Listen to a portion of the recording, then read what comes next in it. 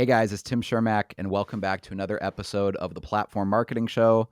I'm joined today by Brandon Davis in Lebanon, Virginia. Brandon, welcome to the show. Hey, thanks, Tim. So, Brandon has really scaled his business in the last year. I mean, at this point, how long have you been with Platform? It hasn't been that long.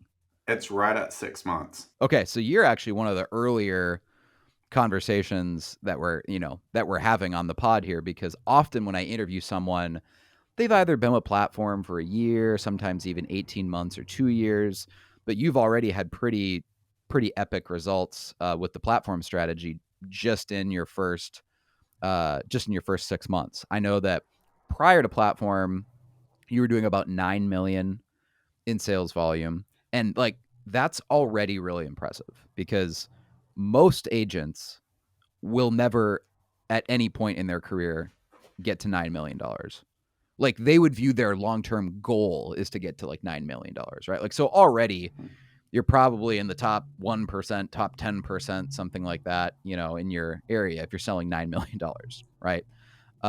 This year, however, after implementing the platform strategy and kind of pouring some marketing gasoline on your fire, you're already at pace to end the year at 14 million, possibly even 15 million. So that's like 50% growth. But again, you've only been taking action on platform for 6 months. So in just 6 months, your business has grown more than 50%. Has it felt different? It has, in a sense, because, honestly, what's really happened, and I'm sure we'll talk about this more, but immediately when we started doing the ads, I did a lot around marketing, but it wasn't getting the retargeting and stuff that you guys are doing on platform. But immediately when we started doing that, within, I would say, 2 weeks, like one video, it just exploded for me.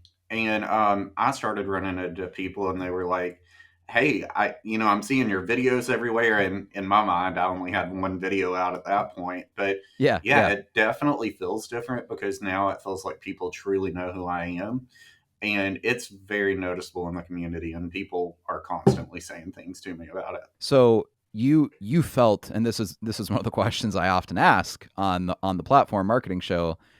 You felt that literally within 2 weeks, you felt the difference in your business. 100%. Yes. Really? Okay.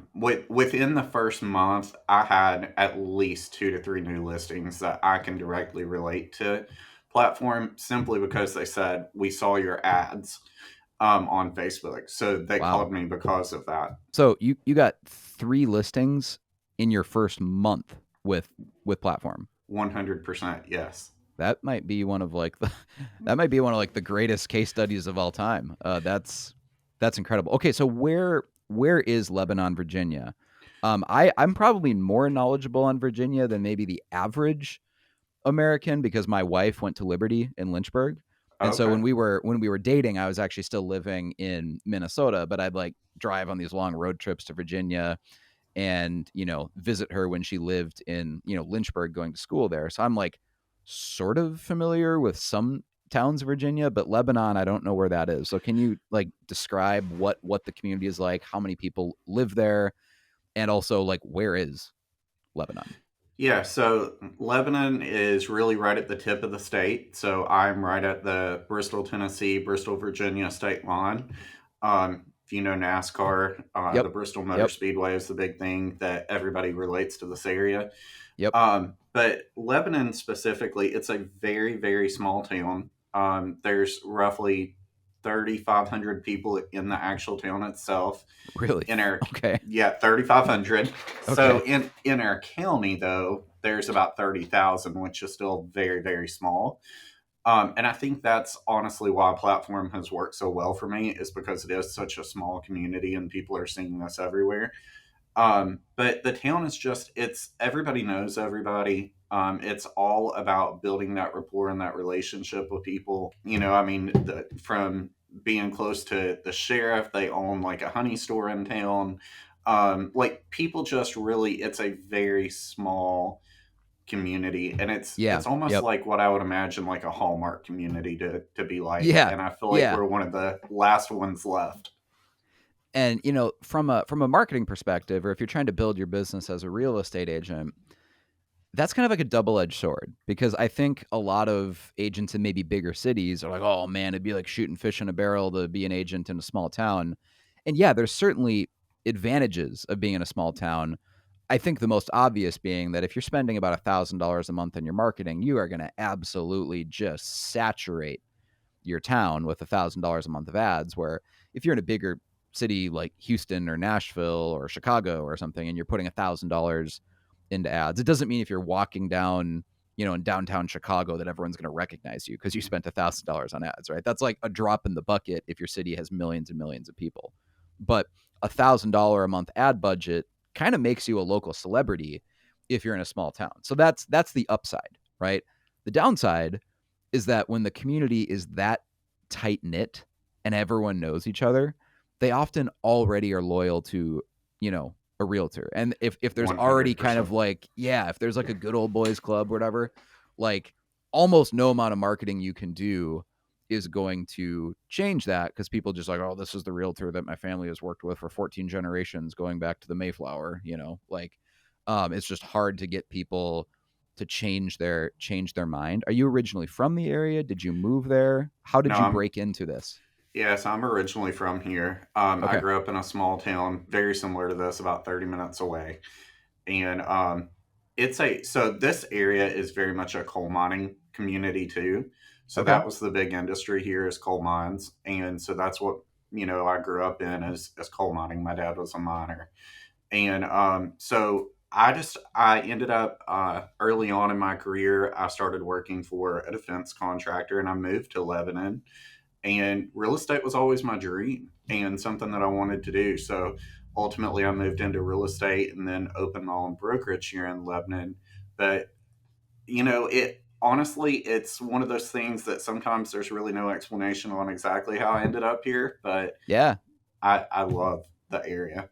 So again, small town, but that's not necessarily a huge advantage. I think it's both a disadvantage and an advantage, because if you don't know people or they don't know you, marketing is very difficult. But that's where the platform strategy comes in, is that like the platform strategy is marketing, right? But at the same time, it's just like community involvement, but in the form of marketing, right? Right. So, what have been some of your most successful ads that you've done that you think your community has resonated with? And again, I'll add the disclaimer here before you even answer this question, that Brandon's only been in the platform program for 6 months. So it's not like he's done hundreds of ads yet. You've only been with us for 6 months. What have been the winners so far in the first 6 months? The one where we talked about reasons to move to Lebanon, I can't even tell you the amount of comments that were on that. I should have looked at that, but I would say at least 50 or 60 comments on that one alone. Wow. And Okay. true engagement in that one. Also, the one where I chucked the phone over the house, Oh, people sure. Sure. totally went nuts over that for whatever reason. They really thought that I threw the phone. And then some of the other ones have been more of my personal stuff. I really Yep. feel like in this industry, people want to connect to you and they want to know who you are and who they're going to be working with. I have twin daughters, so I had shared about them at the last day of their pre-K class, and it was just a picture about them and their awards and stuff, and that one exploded. And I think it was just people want to really connect. So the first ad you mentioned, Brandon, was reasons to move to Lebanon. Now, let's just imagine someone listening to this podcast has no context of platform. They have no idea what you're talking about. Could you describe like what that ad is? It's just a photo ad, right? It That would was. pop up on someone's Facebook or Instagram. What is the ad? What does the ad say? Like what makes this such an engaging Facebook post to make? So in our community, we don't have a ton of things to do, just like we were talking about Lebanon being very small, but You're just being it's honest. Just being correct, honest. correct. But just the area, it's absolutely beautiful. So outdoors is a big thing here. So that ad, it was just a picture of me standing in front of one of the town signs saying welcome to Lebanon, Virginia.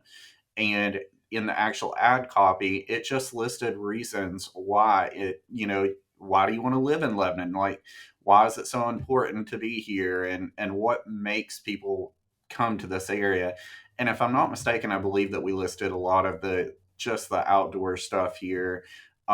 We have a local Russell Theater that it's a back in the day, it was a movie theater that the town restored just recently and actually bought themselves, and they've turned it into just such a nice event space and stuff now.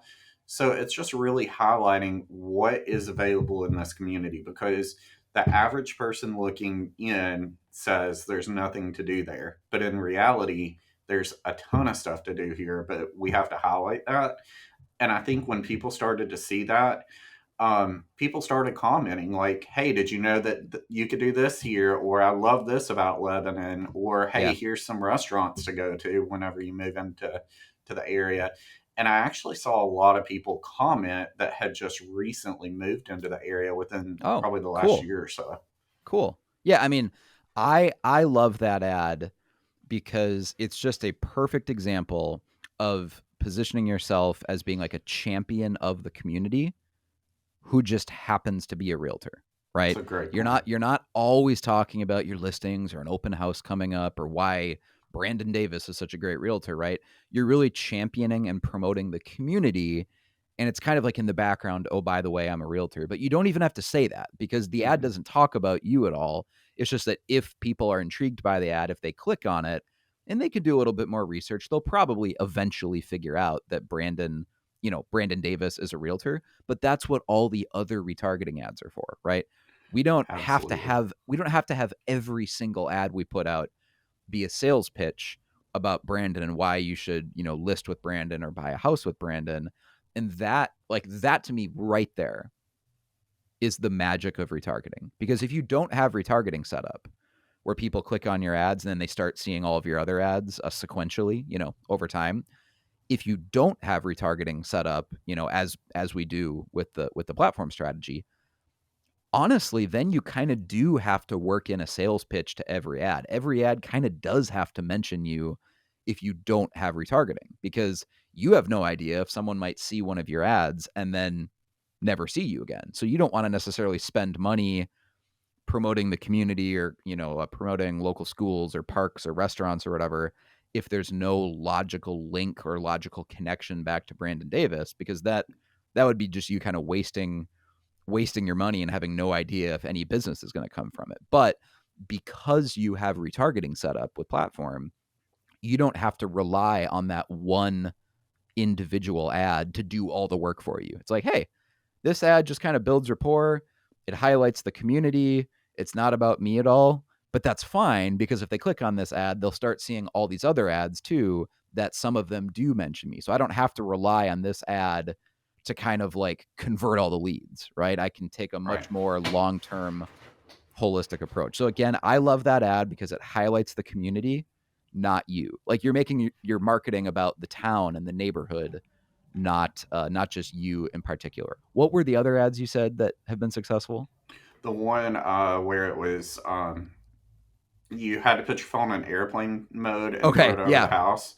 yeah, yep, Um, and I think that was so successful because it caught people's attention right away, and people right. stuck with the video because they're like, "Holy crap! Did he really just throw his phone Throw his across the phone, yeah. house?" And I So for actually those, had people ask that. yeah, for those who are listening to this and they're like, "What are you talking about?" We have this kind of like template video that we've had a bunch of our platform agents do, where to like open up a listing video because you got to grab people's attention right in the first 3 seconds. You can't just slowly walk up to the house and open the door because that's how every agent starts a listing video, right? We're always looking for what's a kind of quirky, fun, creative way to start a listing video. So we had you make it look like you're about to throw your cell phone. So you put it on airplane mode, like, hey, the phone's going on airplane mode. It's kind of like a play on words, right? And then you throw it looks like you're throwing the phone in the air. And we just kind of use some Photoshop video editing magic to make it look like you threw the phone over the house. And again, it like really has nothing to do with the house, but the point is it grabs people's attention and then they actually watch the video. Yeah, I mean it really it was amazing. And the amount of comments that I got on that, and we got that house sold really quick too. Which I know that the purpose of those videos is not necessarily to sell the house, obviously. Right. But it definitely helped. Yeah, like if you again, like one video isn't going to build your brand as like, oh, this guy's the Right. best realtor in town, right? But consistently and over time, if you're consistently doing more creative, fun videos than other agents in the area, you will absolutely build a brand where people kind of think, hey, Brandon Davis is the most creative realtor in the area. He gets his listings more exposure, more engagement. I want to work with someone like Brandon. Like if I have to work with a realtor to sell my house, right? I might as well work with an agent who's going to get my home a ton of exposure. And that absolutely over time leads to people choosing you over other realtors. Are there any other ads that you've done that just seem to have gotten a lot of engagement? The one, like I said, about the girls, my twins Oh, at the yep, end of the yep, year. I think this goes back to everything that we've been talking about is people want to connect to you. They don't want it to feel super salesy. They, if you are doing these ads and like with my kids, it really was a very heartfelt. Brandon is being vulnerable, sharing a little bit about his life. yep. People can connect to that, and I think that they build trust in that brand and build trust in you as an agent. And that ad did not mention anywhere that I was a real estate agent. But it got a ton of engagement. And obviously that helps build that retargeting ad. But that one was Yep. awesome. And that is a that's a great example of an ad that doesn't look like an ad, right? Yeah. That's the phrase I always repeat. Like if I were to distill the platform marketing philosophy into just one phrase or one sentence, it's make ads that don't look like ads, because that's my biggest complaint about social media over the last 10-15 years is that Facebook used to be more pure social media, whereas like when you log on, you'd see posts from your friends or photos from your friends and family. And now there's so many just obvious ads. Like, you're scrolling your newsfeed and you're not seeing near as much content from your friends and family as you used to like 10 years ago on Facebook, right? So from a marketing perspective though, that's actually an opportunity, because it means if you take this mentality of, hey, I'm going to make sure my ads don't look like ads. So when it pops up in someone's newsfeed, it kind of sparks a little bit of joy, right? Just for that split second that it pops into someone's newsfeed, they're like, oh, what is this? This doesn't look like a blatant sales pitch or advertisement. And it's, in this instance, it's a photo of your daughters, or it's a quick video of you about to throw your phone over the house. It's just, if every time someone sees something from Brandon Davis pop up in their newsfeed, and just for that split second, right, whether it's a photo or a video, you give them a little sense of like joy or happiness because you're always posting something interesting or fun, that makes people look forward to your posts, right? So when you can eventually like retrain people's brains to like, oh, I enjoy seeing Brandon's posts, often they don't even like realize whether or not they're your Facebook friend, because maybe they're not literally friends in your personal profile, but they think that they're your friend because your posts keep popping up and they keep engaging with them. And when that happens, right, like often that takes 6 to 12 months to really start working, sometimes even longer than 12 months, for agents. But it sounds like you've had great success even in your very first 6 months. When that happens, that's when your business noticeably kind of blows up. When there's enough of like a critical mass in your community of people that are seeing you regularly and they're like, hey, I just kind of like Brandon's post. So have people like told you in real life, like, hey, I love this post, or I saw that post you did? Has that happened?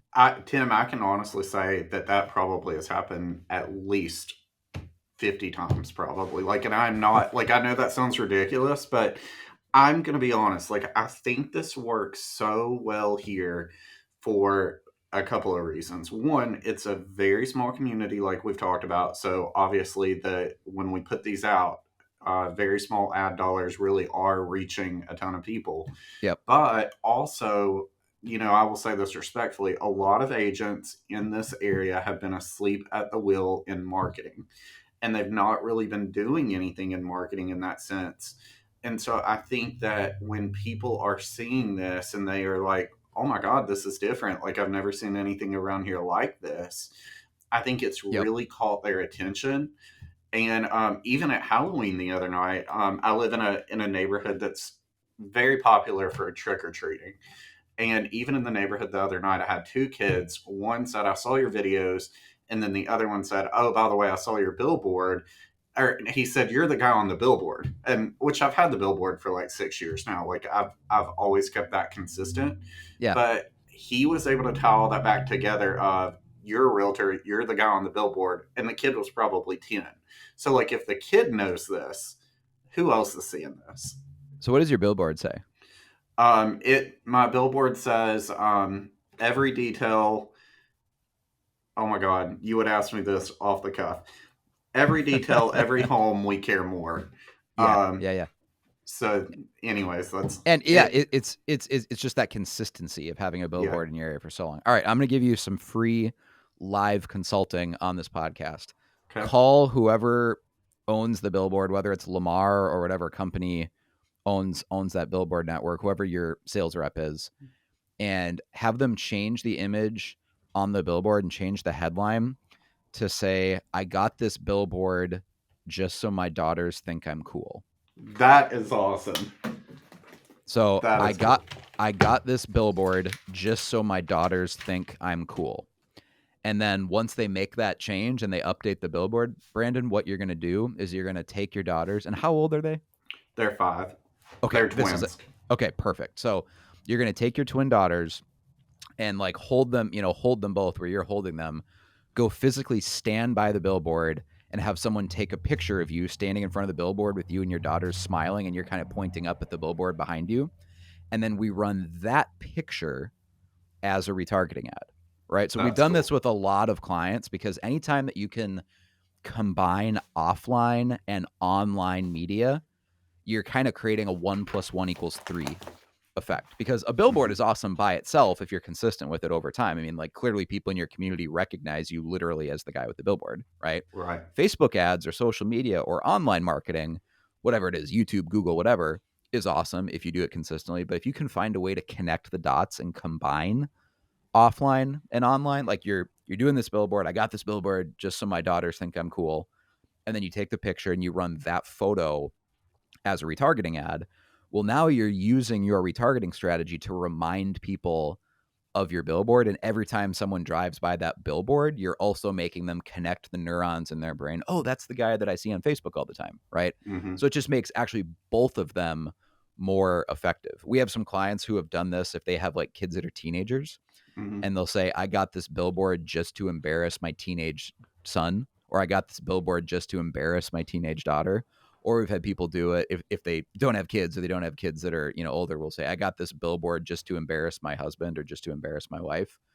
And then you get a picture of them like with you, right, with the billboard. Because the whole point is it's the retargeting ad that's actually going to get way more Right. engagement in your community than the billboard necessarily will by itself. So I love whenever someone does that. You can also do the same thing with direct mail, where you can send out a really creative direct mailer, and then you take a picture of you holding the direct mailer, and you basically run a retargeting ad that says, "Hey, who got this mailer in the mail last week?" Right? Because Oh, that's a cool idea. you're referencing something offline with an online ad, and then it just gets a ton of engagement because people are like, "Oh, I got it, I loved it," or "Oh, I didn't get it, how do I get on your mailing list?" Whatever. So I love that. Awesome. How much are you spending typically on your ads in a given month? Do you know? I would say it's at least $800. Anywhere between 800 and 1,000. But every Okay. time I do a video, we are trying to do $500 behind those two. So Okay. Yeah, that is something all of our most successful clients have in common, just straight up, is that every time you do a listing video, spend $500 on it. If I could give one piece of advice to any agent in the platform to like grow your business and accelerate things faster, it would just be anytime you do a listing video, spend $500, not 150 or 200, or spend $500, because your listing videos then will get so many views that you just develop a reputation very quickly of, hey, every time this dude has a listing, it gets 50,000 views or 80,000 views or whatever. And it doesn't take very many of those. I mean, honestly, just like if you do that 2 or 3 times and your videos are getting 60, 70, 80,000 views, people in the community start talking in a good way. Right. And if you go back and look at mine, I think almost all of my videos have gotten 60 to 70,000 views. Yeah, I mean that's amazing. All right, I'm gonna pull up a message I got from Catherine, who is your account manager at Platform. Now, while I pull this message up, would you mind describing for people that are listening to this podcast that maybe aren't actively working at Platform? Mhm. Who is Catherine? What role does she play in your business? Like, what does it mean to have a Platform account manager? Yeah. So every week, Catherine and I meet. And Catherine, basically, when we're talking through everything during the week, she will just give me a strategy of, okay, Brandon, here's the ads that I think that we should be doing for you to be able to capture your market. And she'll give me a bunch of different ideas, but also we talk strategy around different properties and stuff that I have as well. Sometimes I have very unique properties, and I'll say, hey, Catherine, like, what could I do with this property to be able to get it sold? And she'll give me ideas on that. And so we'll strategize together. And it's not just a 30-minute meeting once a week, like, it Yeah. truly is a relationship. So I will reach out to her quite often, email, text. Sometimes I'll call her and say, hey, what can we do with this? Or, hey, here's this picture. Can we do something with this? And I think it's just really building that connection also with her that way, Yep. because you're only as successful as you are with that relationship, I think, because that's how you're going to grow your business. Yeah, and having Platform, edit your videos and launch your ads is great.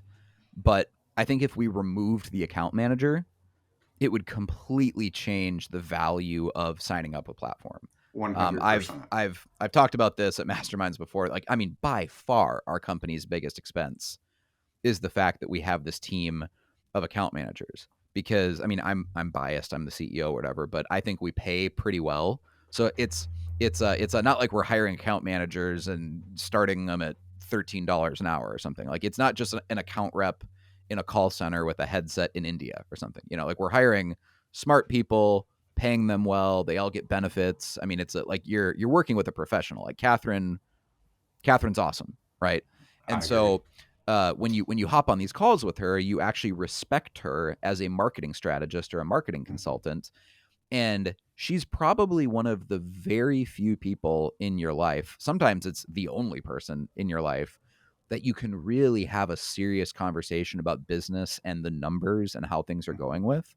Because for many realtors, whether you're a man or a woman, you're not necessarily talking to your husband or wife about how your ads are performing or how much money came in this month with GCI or sales volume, because that's just for a lot of people, maybe some couples are different, but for a lot of people, like, that's just not something you talk to your spouse about. Like, you don't get into the granular business stuff. Right.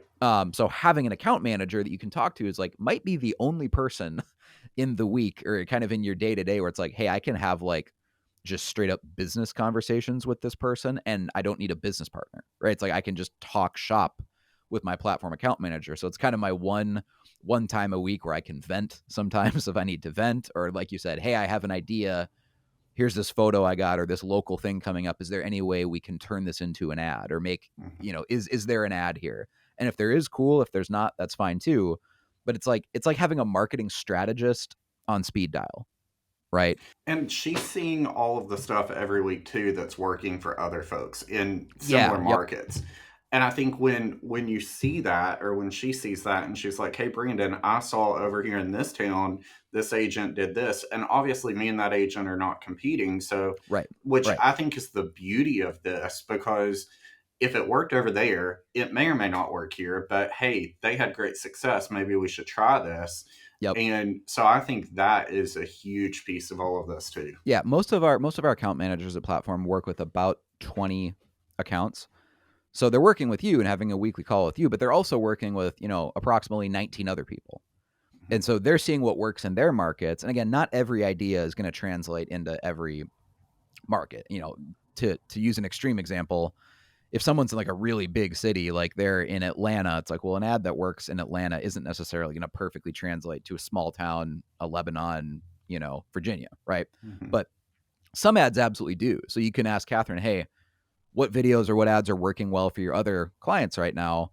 And that can absolutely give you ideas of how do we translate that ad and make it relevant for my community in my town. Yeah, so you're spot on there. So I could personally, as like the CEO and owner of platform, I could personally make substantially more money every year in terms of profit if we didn't have an account management team, right? Right. Because we have a lot of account managers, we pay them very well. That's actually where most of platform's expenses is the account management team. But I think if we cut all the account managers and said, hey, let's just save money and kind of not have account managers, like so many of our clients would quit, because that's a huge part of the value you get with the platform marketing program is having access to that, marketing strategist that just helps you customize everything for your market. And as you said, it really is like a relationship you have with platform. Just like you are trying to always build a relationship with your clients so they get to know you above and beyond, or like deeper than like just being their realtor.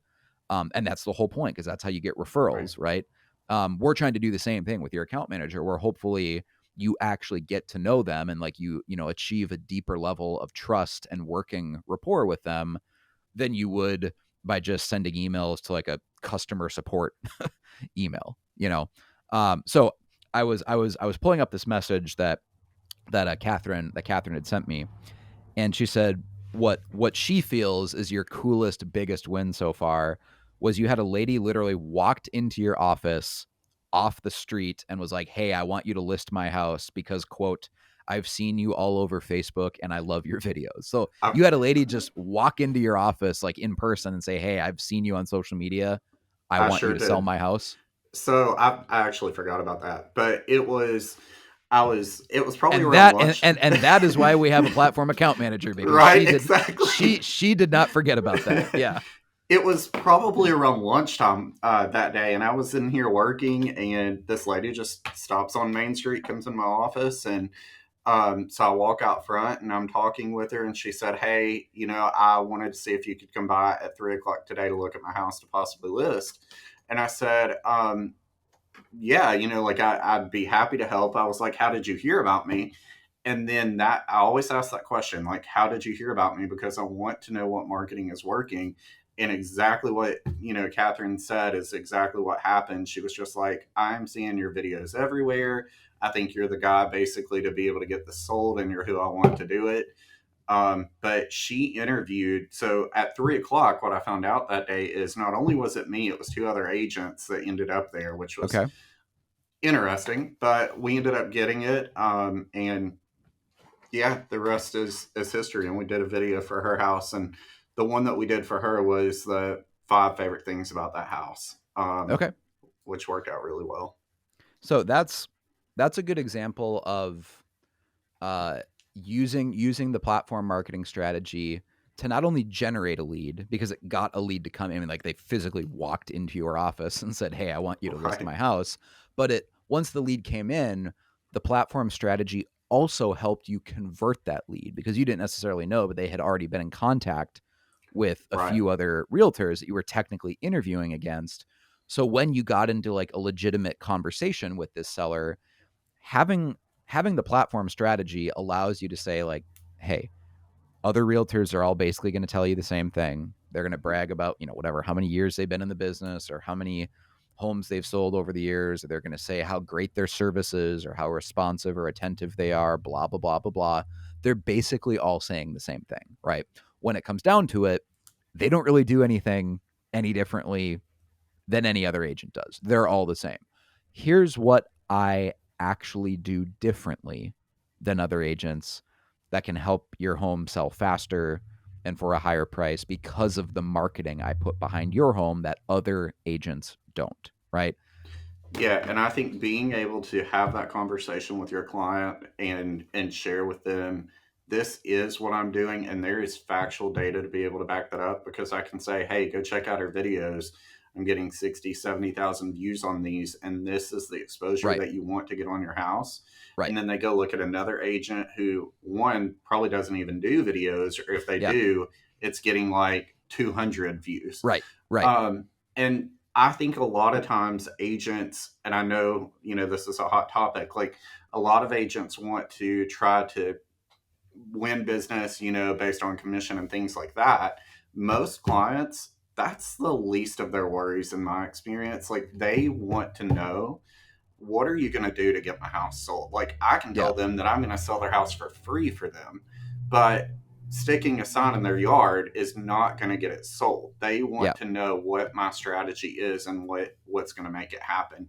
And that's what they care about. And I think with platform being able to sell that and tell them that, it's made all the difference. I love what you said about data, because platform actually gives you like quantitative data, like empirical numbers of like, hey, here's how many more views or clicks my ads are getting or my listings are getting compared to other agents. Like I'm not just in a generic qualitative sense.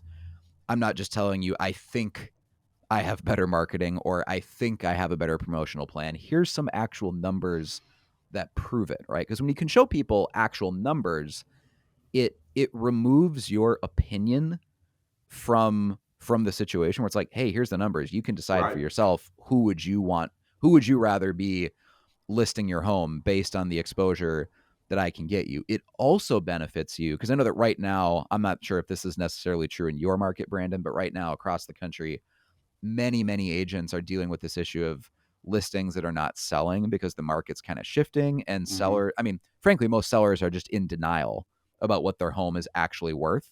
Um, and so you have listings sitting and sellers don't want to drop the price because they're, oh, my neighbor down the street in 2021 sold his house for so much more, and it's like, well, it's not 2021 anymore. Right.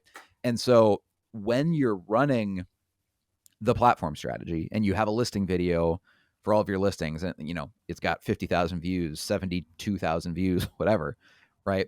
And you have to have that awkward confrontational conversation about like, hey, Mr. and Mrs. Seller, we've been listed now for a month. We haven't had a single offer, or we haven't even had a showing yet, and it's been Mm-hmm. several weeks. Like the only possible thing that can mean is that we're overpriced, because look at my video here. My video has 40,000 views or 59,000 views, whatever it is.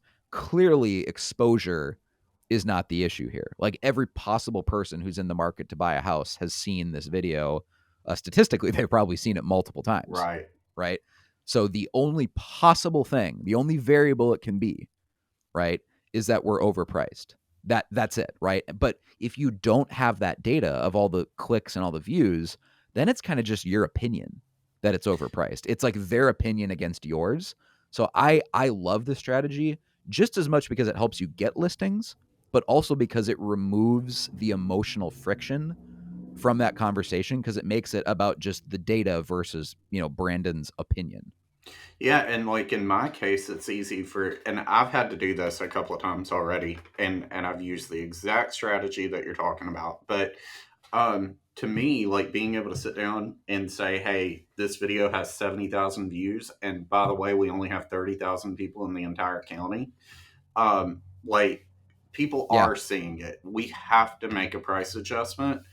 Um, it's not always successful. Sometimes they refuse, but then most of the time they end up coming back around and they're like, "Hey, you're right. It's definitely getting seen. We need to lower it."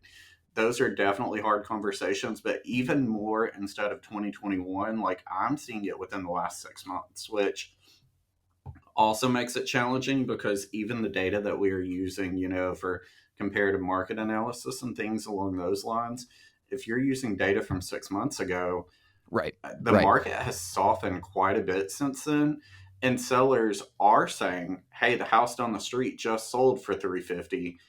My house has been listed for 350 for 2 months and it's nicer. Why is it sitting here? It's simply the market has softened. Yeah. Absolutely. And at least right now, again, I don't know when someone's going to listen to this episode. So maybe they're listening 3 Yeah. years in the future and they're like, what are you guys talking about? But at least at this point, that we're recording this live, the market is shifting. We're in the midst of a shift, and a lot of people are delaying. We're recording this in November. A lot of people are sitting on the sidelines waiting, delaying, because there's kind of the expectation, whether or not this ends up being true, there's the expectation that as the Fed continues to cut interest rates over, let's call it the next 6 months, that, obviously mortgage rates are going to come down. So a lot of people are kind of just waiting until spring because they think, hey, I'll probably get a better deal in spring if rates are lower. So that means if you're selling your house right now, you need to drop the price even more to make it just such a no-brainer for someone to buy your house, rather than waiting to see what's available in the spring when, again, maybe mortgage rates are a little bit lower. Then at least that's how they're thinking about it. That's how buyers are thinking about it right now. I know the last month had basically a record number of canceled transactions where people back out for whatever reason. And again, that's happening because there's always some canceled transactions, right? But I think we're seeing a spike right now because with the smallest thing that could throw off a deal, in the back of every buyer's mind is like, well, if I think it's going to be a better market, or it's going to be cheaper to buy a Mhm. house in the spring, um, I'm not going to tolerate anything less than a great deal right now if I could just wait for the spring and get a better mortgage rate. So yeah, it's shifting. And I think what you're saying there, like, just to go on record, like, this probably has been the hardest year in real estate that I've had in a very, very long time. Just Yeah. very difficult transactions, to be honest. But we started this podcast off by talking about what my gross commissions and stuff were.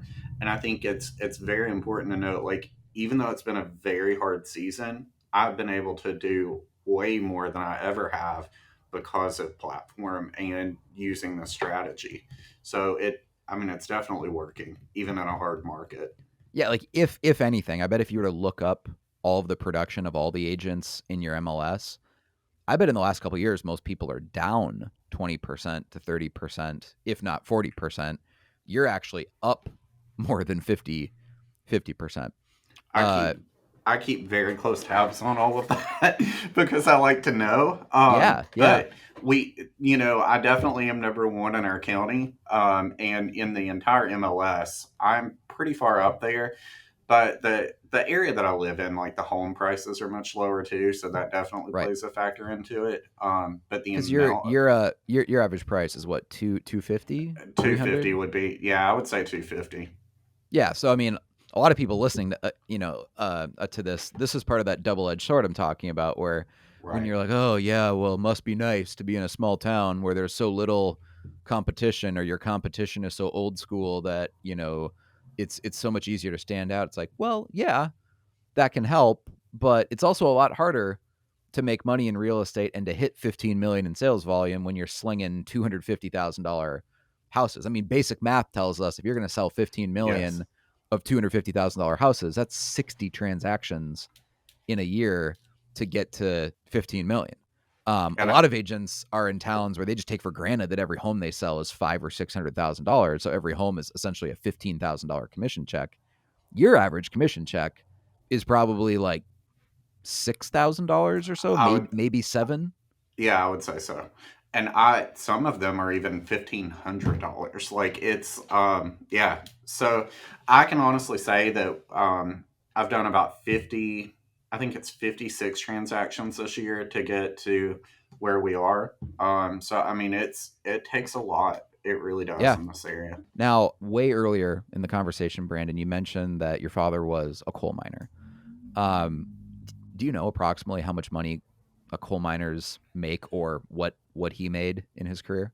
So now I don't know what they make, honestly. But back then, I think dad, most years it was probably like 50 or $60,000. And that was working 70 hours a week to be able to make that happen. Like, it was a lot. And then my dad's last year of working, his dream was always to make $100,000 in 1 year.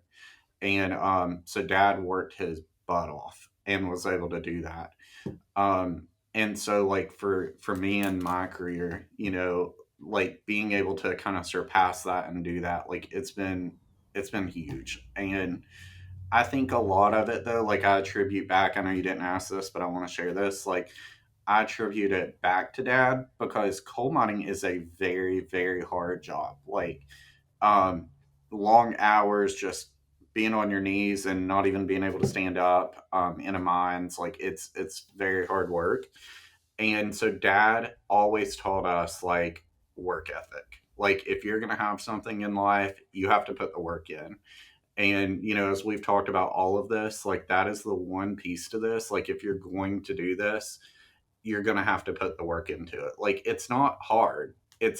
There are times that it's time consuming and it's inconvenient to go to the grocery store to take a picture, but by not taking that picture, that might be costing you a $10,000 commission that you could be getting from that. So, like I always try to put it in terms like that and remind myself of you got to do the work.